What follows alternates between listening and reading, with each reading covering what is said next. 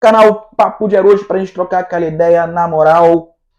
Mas antes de tudo, uma frase para reflexão, algo que já virou tradição, então pega essa visão. Enquanto os leões não contarem as suas histórias, os caçadores continuarão sendo glorificados. Provérbio africano, para a gente refletir durante esse vídeo, sem cucharras. 7 de setembro de 1822, Dom Pedro I, às margens do Ipiranga, proclamou a nossa independência. Independência ou morte. Bravamente nos libertou das garras portuguesas.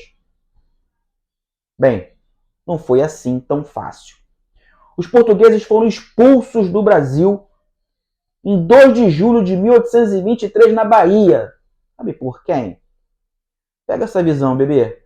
Pelos negros escravizados e alguns libertos, sem contar algumas pessoas que viviam ali marginalizados.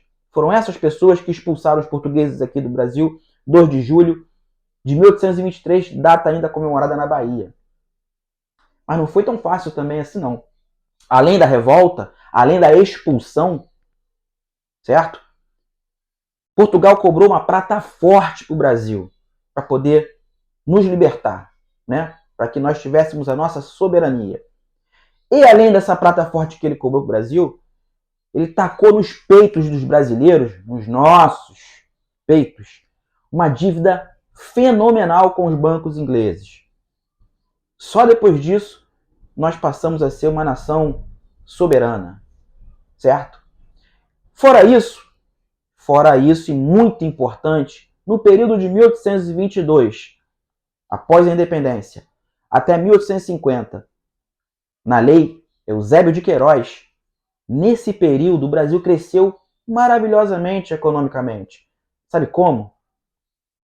Escravizando negros, fazendo essa troca comercial com a África e aumentando a potência da escravidão.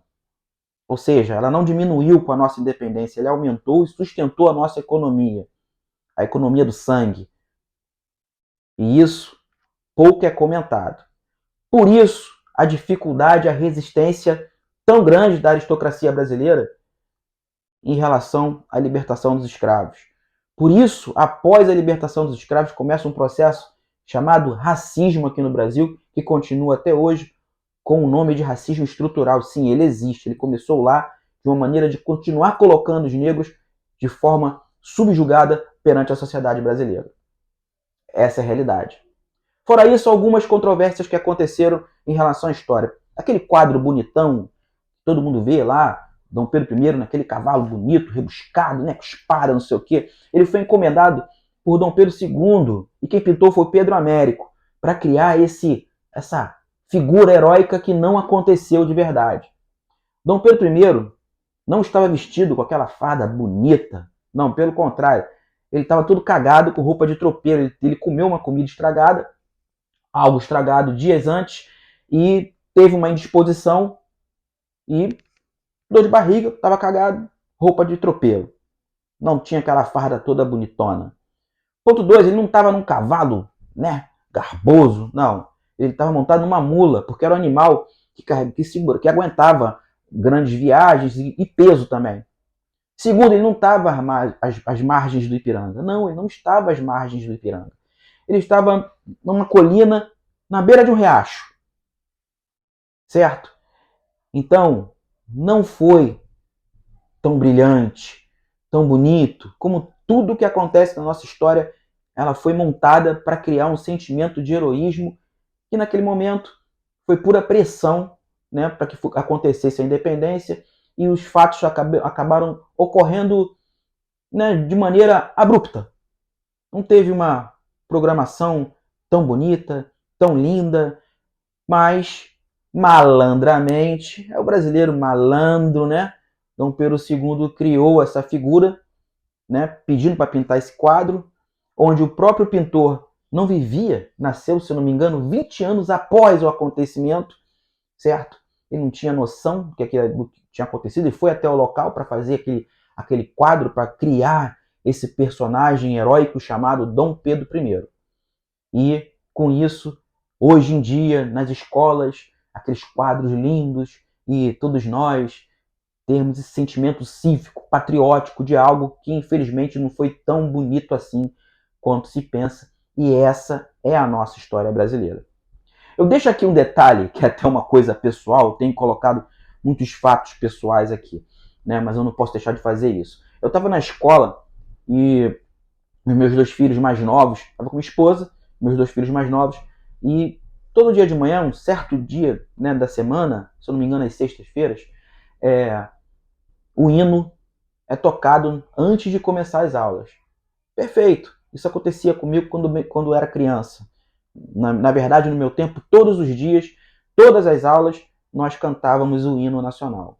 Certo? Na escola dos meus filhos, uma vez por semana. Então, as crianças estavam todas lá enfileiradas, né, militarmente, sentido, né, aquela coisa bonita, patriótica. E aí uma mãe gravando o vídeo do filho falou assim: vai meu filho, vem isso aí, meu filho é patriota.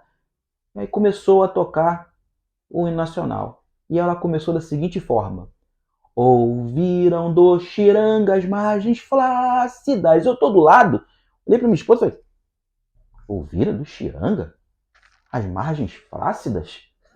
E ela filmando: vai meu filho, vai patriota, Deus, pátria e família. Cara, é isso que acontece hoje aqui no Brasil. É isso que acontece. De todos os patriotas, quem conhece a letra de fato, do nosso hino nacional?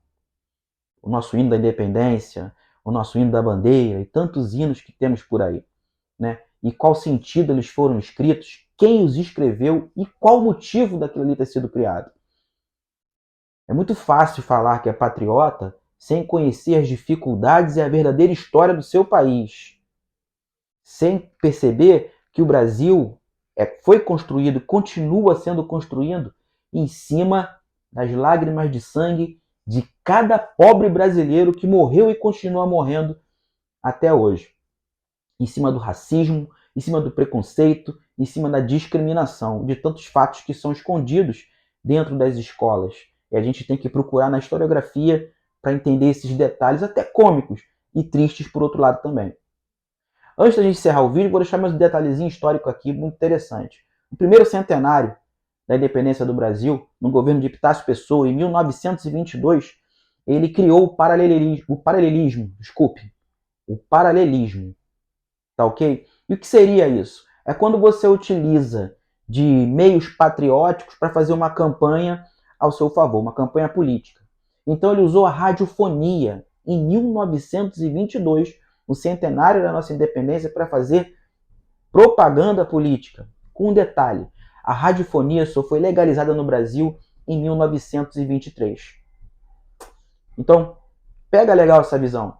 Quando a gente não consegue entender que por trás de todo marketing político, principalmente aquilo que é extremo, tem uma historinha bonitinha, uma historinha patriótica, vou te livrar de um grande mal, mas na verdade, o único mal de quem é extremo, o único mal que esses querem colocar, né, e da mesma maneira nos tirar, é o mal do raciocínio, o mal do conhecimento científico, para que a gente entenda onde são as nossas dores sociais.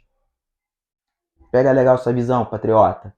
Eu sou Jefferson Arouche, um barco remando contra a maré, e compartilhem e curtam esse vídeo. Beijo!